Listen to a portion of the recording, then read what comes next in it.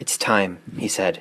His voice and that image, the tall man silhouetted in the doorway, would haunt Kate for years, as it was the last time she saw her mother, the last time her family was together.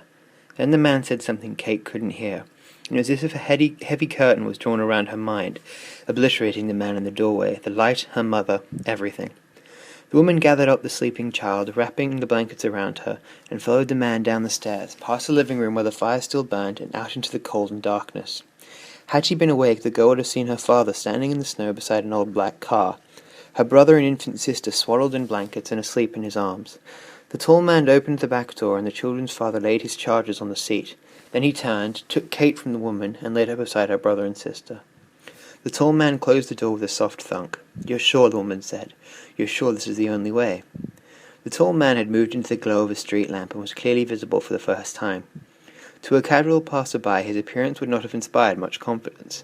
His overcoat was patched in spots and frayed at the cuffs. He wore an old tweed suit that was missing a button.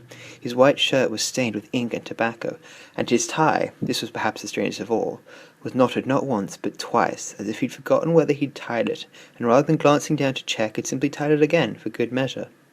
His white hair poked out from beneath his hat, and his eyebrows rose from his forehead like great snowy horns, curling over a pair of bent and patched tortoise-shell glasses.